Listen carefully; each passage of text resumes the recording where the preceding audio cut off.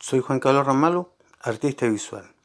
Quiero compartir con ustedes la experiencia de una técnica muralista interesante, no muy conocida, pero sí muy antigua.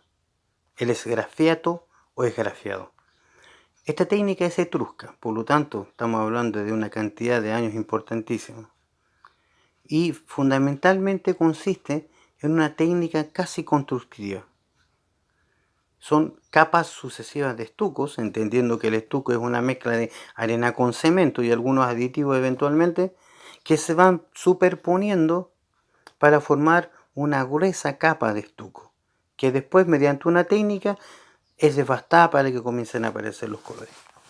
Diríamos entonces que son capas del orden de 2 centímetros más o menos cada una, siendo la primera negra, y sucesivamente capas de distintos colores que van a estar contenidos en el diseño de este mural que se va a desarrollar.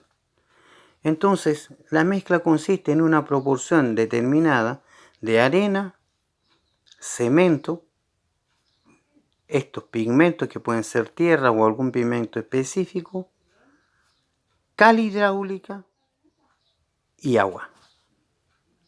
Se revuelve, se mezcla, se amasa, como ustedes lo quieran llamar, para formar un estuco relativamente blando. Tiene proporciones muy específicas y muy exactas, por lo tanto es casi una receta de cocina y que tiene que ser llevada a cabo al pie de la letra, como dice la composición de esta fórmula. La fórmula lamentablemente se tiene que aplicar en terreno porque va a depender de los componentes que se tenga, si se va a medir en pala, en balde, etc. Depende de esa condición, en kilos, en litros, es que se define esta fórmula para poder desarrollarla. Entonces son capas sucesivas de colores. Hay un diseño previo que tiene la característica, o debe tener la característica, de tener muchas líneas negras que definan la forma.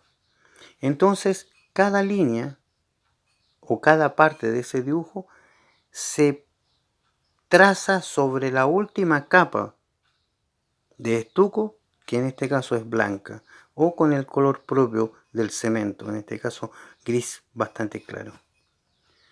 Una vez que el dibujo se traspasa a este estuco, se comienzan a desbastar las líneas negras, de tal manera que comenzamos con una espátula a sacar este estuco que está sobre la capa negra hasta que obtenemos esta capa negra.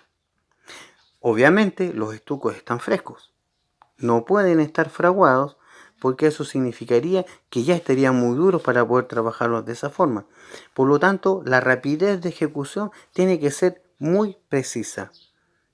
Cada capa se va tirando sobre la pared, se peina, que es un concepto de construcción, es decir, se le producen rayas al estuco para que el siguiente se adhiera y así sucesivamente para poder desbastar con un elemento liviano, una espátula, e ir sacando como un queque estas partes que componen cada una de las capas hasta que el color deseado, o en este caso el negro, que es la última capa, aparezca. De esta forma vamos armando, entre comillas, esta idea de pintura de muro que tiene volumen. Si nosotros consideramos que el estuco estimativamente debe tener un espesor aproximadamente de 2 centímetros y tenemos 5 colores, vamos a tener un estuco de 10 centímetros, que no es menor.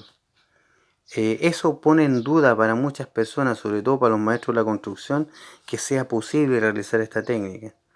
En mi experiencia personal me tocó varias veces que parte del estuco que se estaba desarrollando se echó a perder porque el maestro que me estaba ayudando consideró que mi dosificación de los componentes estaba equivocada y él adicionó otros elementos en proporciones distintas y el estuco fraguó rápidamente y la cuestión tuvimos que bajar una cantidad de muros importante. Hay que tenerle fe, como se dice, como diría mi hija, hay que tenerle fe. Es un estuco muy especial y se tiene que seguir bajo esa receta. ¿Qué característica nos ofrece? Nos entrega una superficie muy texturada, con mucho color eventualmente, dependiendo de la calidad de los pigmentos, pero que forma parte del propio muro. no es una pintura fina en el buen sentido de la palabra, es una pintura un tanto violenta en su percepción visual, muy táctil, muy rugosa, por lo tanto nos entrega una manera de hacer arte muralista muy concreta. No podríamos pensar en líneas muy finas para desarrollar esta técnica.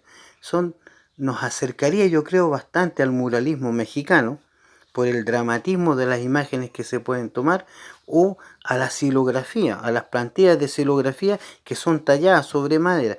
Esa es la impresión que nos deja esta técnica.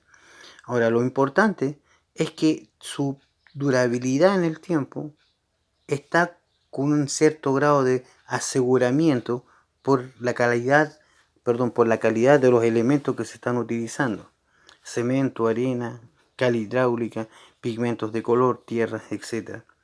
La ventaja, que se le pueden adicionar elementos: madera, fierros, cerámicos, vidrio.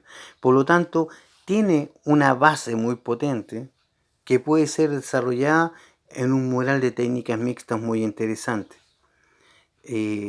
Lamentablemente, por lo corto de este segmento, no tengo la posibilidad de hacer alguna demostración práctica, pero sí, al final les voy a poder invitar a que vean obras realizadas, en este caso por mí, con algunas ayudas eventualmente en un caso específico, de esta técnica muralista, que lamentablemente no es muy explotada porque no todo el mundo la conoce, porque no le tienen mucha fe, como digo, y porque su costo en un inicio puede ser un tanto más cara que una técnica tradicional de pintura, el acrílico u otro tipo de pintura.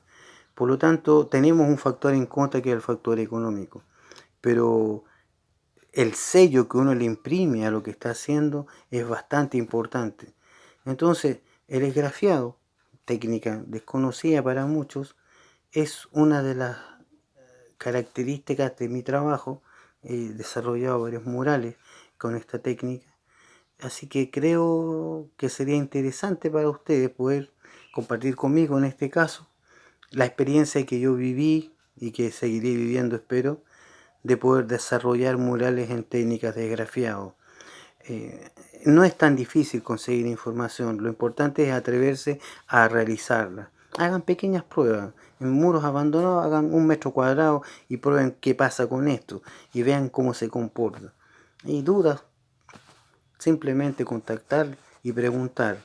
Yo soy una persona que a esta altura de mi vida entiendo perfectamente que el conocimiento es para que se expanda, no para que se vaya hacia adentro y uno lo aguarde y lo cierre con llave. El conocimiento tiene que ser abierto, o si no, pierde absolutamente su sentido.